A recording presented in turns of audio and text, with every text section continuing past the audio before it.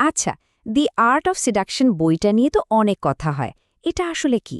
এটা কিন্তু শুধু আকর্ষণ নিয়ে নয়, বরং মানুষের চরিত্রের এক গভীর মনস্তাত্ত্বিক বিশ্লেষণ। চলুন আজ এই রহস্যময় জগতের দরজাটা একটু খুলে দেখি কি আছে এর ভেতরে। শুরুতেই এই দারুণ কথাটা একবার দেখুন। এর মানেটা কিন্তু খুব গভীর। বোঝানো হচ্ছে যে এই ক্ষমতাটা কোনো জাদুমন্ত্র বা বিশেষ গুণ নয়, এটা আমাদের সবার মধ্যে লুকিয়ে থাকা এক স্বাভাবিক শক্তি। কিন্তু মজার ব্যাপার কি জানেন, আমাদের সবার ভেতরে এই ক্ষমতাটা থাকলেও আমরা বেশিরভাগই এটা নিয়ে ভাবিই না। এটা যেন আমাদের মধ্যে একটা ঘুমন্ত শক্তি হয়েই থেকে যায়। তবে হ্যাঁ, একটা ব্যাপার কিন্তু পরিষ্কার করে নেওয়া দরকার। এই বই অনুযায়ী আকর্ষণ মানে কিন্তু কোনো চালাকি বা কৌশল নয়, একদমই না। এটা বরং ভেতর থেকে আসা একটা গুণ, চরিত্রের একটা অংশ, যার স্বাভাবিকভাবেই অন্যদের কাছে টানে। তাহলে প্রশ্ন হল, এই সুপ্ত গুণগুলো চেনার উপায় কি? এই তত্ত্ব বলছে মানুষকে মূলত ৯টা ভিন্ন ধরনের আকর্ষণীয় ব্যক্তিত্বে ছাঁচে ফেলা যায়। তো চলুন পরিচিত হয়ে নেওয়া যাক এই ৯টা বিশেষ ব্যক্তিত্বের সঙ্গে। হ্যাঁ, ঠিকই দেখছেন, মোট ৯টা।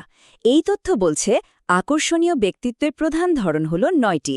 আর মজার বিষয় হল, বলা হয় এই ৯টার কোনো না কোনোটার বৈশিষ্ট্য আমাদের সবার মধ্যে কমবেশি লুকিয়ে থাকে। এই হল সেই ৯টি ধরন। যেমন ধরুন দ্য রেক, যার তীব্র আকাঙ্ক্ষাটাই অন্যদের মুগ্ধ করে ফেলে। আছে দ্য আইডিয়াল লাভার, যে অন্যের স্বপ্নকে নিজের করে নেয়। দ্য ড্র্যান্ডি, যে তার আলাদা রুচি আর ব্যক্তিত্ব দিয়ে নজর কাড়ে। দ্য ন্যাচুরাল, যার মধ্যে থাকে এক শিশুসুলভ সারল্য। এরপর আছে দ্য কোকেট, যে নিজের আত্মনির্ভরশীলতা আর রহস্য দিয়ে অন্যদের আগ্রহী করে তোলে। তারপর দ্য চার্মার, যে সহজেই মানুষের মন জয় করে। দ্য কারিজম্যাটিক, যার আত্মবিশ্বাসী হল আসল শক্তি। আর সবশেষে দ্য স্টার, যে কিনা এক স্বপ্নের মতো দূরত্ব বজায় রাখে। এখানে সবচেয়ে ইন্টারেস্টিং ব্যাপারটা কি জানেন?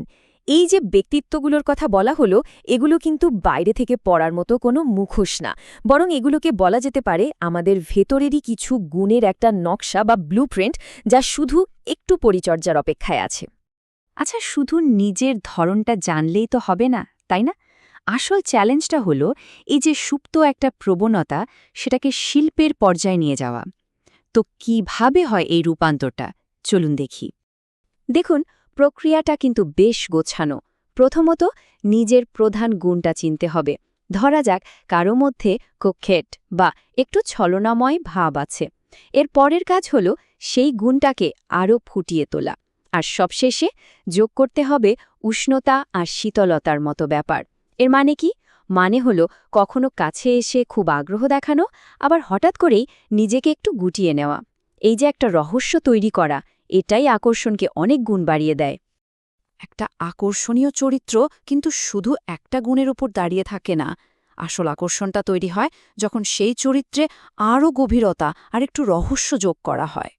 ব্যাপারটা আসলে খুব সহজ। ভাবুন তো, একজন মানুষ যদি শুধু একটাই গুণ বারবার দেখাতে থাকে, তাহলে তার আকর্ষণটা একসময় একঘেয়ে হয়ে যেতে পারে।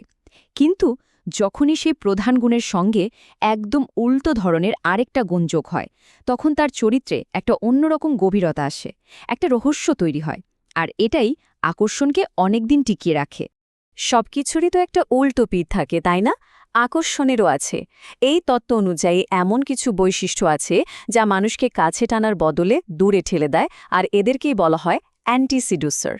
তাহলে এই আকর্ষণীয় হয়ে ওঠার পথে সবচেয়ে বড় বাধাটা আসলে কি? উত্তরটা কিন্তু আমাদের বাইরে কোথাও নেই, আছে আমাদের নিজেদের ভেতরেই।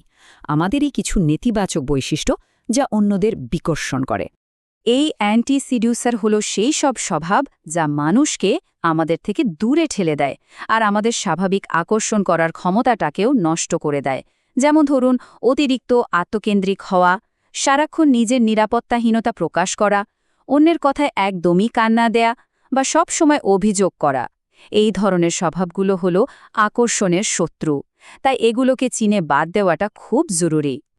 শেষ পর্যন্ত মূল কথাটা হলো এটাই, যখন কেউ সচেতনভাবে নিজের চরিত্রের ভালো আকর্ষণীয় দিকগুলো নিয়ে কাজ করে, সেগুলোকে আরও ধারালো করে তোলে, তখন তার ব্যক্তিগত জীবনে এক অসাধারণ ক্ষমতা আর প্রভাব তৈরি হয়। তো এই যে এতগুলো কথা হলো, এরপর একটা প্রশ্ন কিন্তু থেকেই যায়। এই ৯টি আকর্ষণীয় ব্যক্তিত্বের মধ্যে কোনটার ছায়া নিজের মধ্যে সবচেয়ে বেশি দেখতে পাওয়া যায়? ভাবনার শুরুটা না হয় আজ এখান থেকেই হোক।